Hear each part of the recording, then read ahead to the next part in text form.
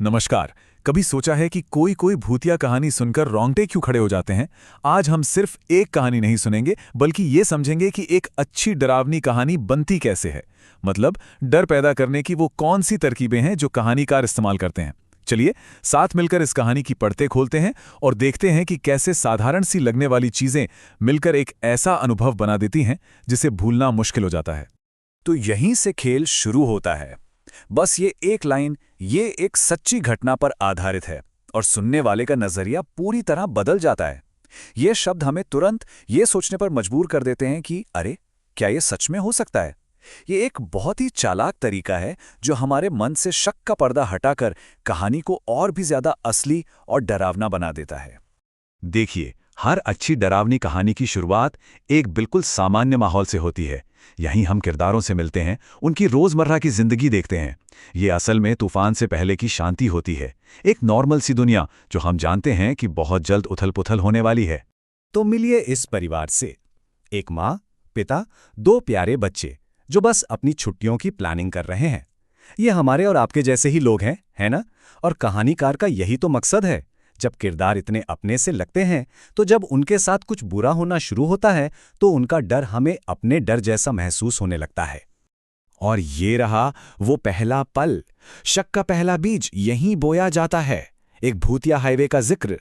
ये सिर्फ एक चेतावनी नहीं है, ये कहानी में आने वाले खतरे की पहली घंटी है, जो माहौल में एक अजीब सी बेचैनी घोल देती है। अब यहाँ कहानी एक बड़ा ही दिलचस्प मोड़ लेती है। ये कहानी के अंदर ही हमें एक और कहानी सुनाती है। ये एक क्लासिक तरीका है जिसका इस्तेमाल आने वाले खौफ की एक झलक दिखाने या कह लें कि एक तरह की चेतावनी देने के लिए किया जाता है।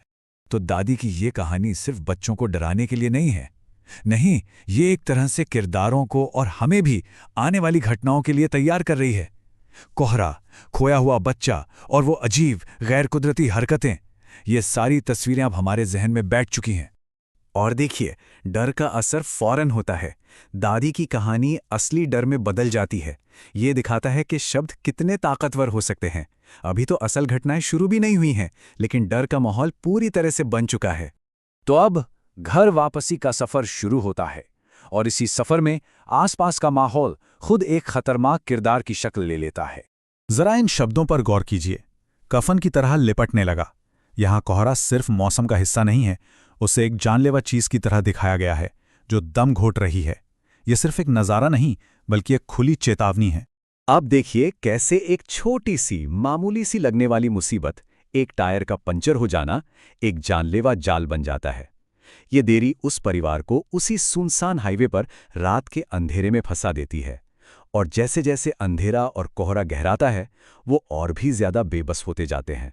और यहां से डर धीरे धीरे नहीं बढ़ता, नहीं, यहां डर एक के बाद एक झटके देता है। ये कुछ अजीब घटनाओं से शुरू होकर सीधे सीधे अलौकिक यानी कि सुपरनैचुरल खौफ तक पहुंच जाता है। यहां घटनाओं की रफ्तार पर ध्यान दीजिए। हर अगली घटना पिछली वाली से ज्यादा अजीब और ज्यादा डरावनी है। खिड़की के अंदर हाथ का निशान, रेडियो का अपने आप चलना, ये वो पल हैं जहां सारे लॉजिक, सारी तर्कसंगत बातें खत्म हो जाती हैं और सिर्फ घबराहट बचती है।